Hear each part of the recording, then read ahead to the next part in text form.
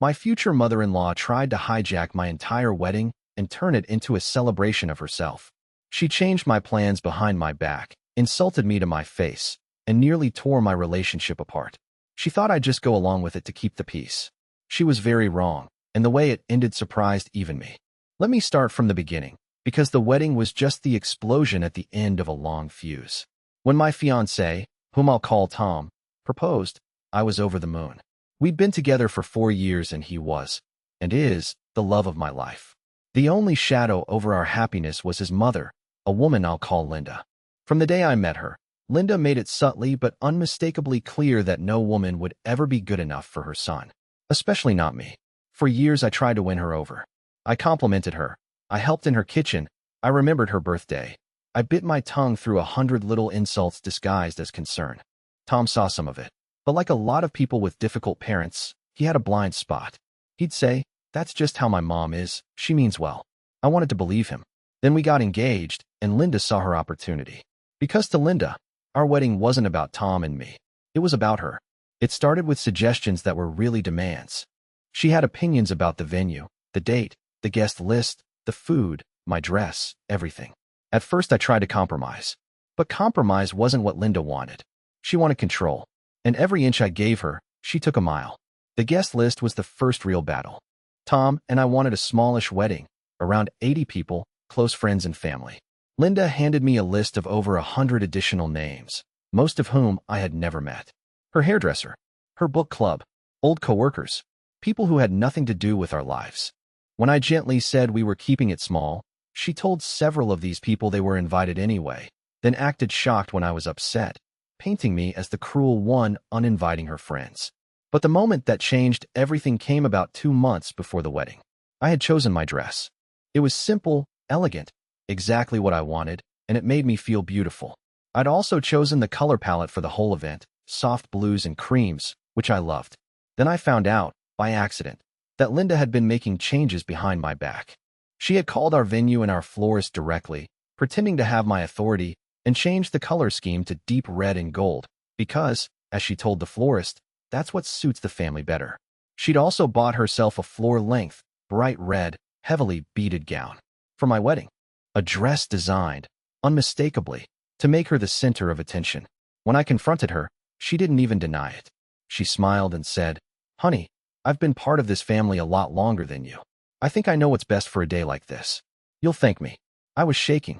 I went to Tom, and for the first time, I gave him an honest, no-excuses account of everything his mother had done. The uninvited guests, the changes behind my back, the dress, all of it. And I told him, gently but firmly, that I could not marry into a family where I would be steamrolled like this for the rest of my life. I wasn't giving him an ultimatum about his mother. I was telling him the truth about how much it was hurting me and asking him to actually see it. And something finally clicked for Tom. Maybe it was the dress. Maybe it was seeing me cry. But he looked at me and said, "You're right. I've been letting her do this our whole relationship because it was easier than fighting. I'm so sorry. This is our wedding, not hers. What he did next is why I'm marrying him." Tom called his mother and, calmly but clearly, told her that the wedding colors were going back to what I had chosen, that the uninvited guests were not coming, and that if she showed up in a white-adjacent or attention-stealing gown, she would be asked to leave. He told her that I was going to be his wife, and that meant I came first now, and that she could either be a gracious guest or not attend at all. It was the first time in his life he'd ever drawn a line with her. Linda was furious. She cried. She raged. She called me a manipulator who had turned her son against her.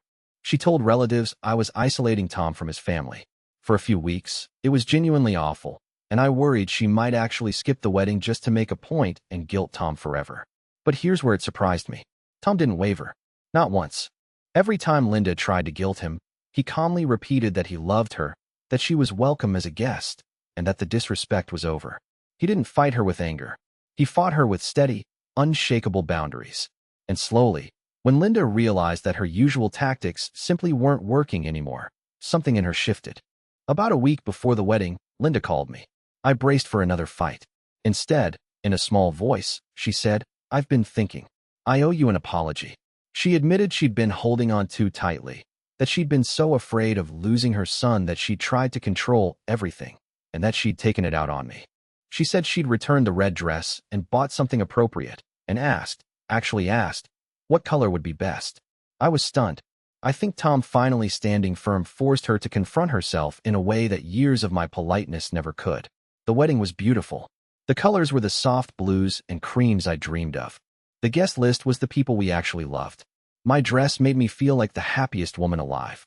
And Linda, in a tasteful navy gown, was, to my genuine surprise, gracious the entire day.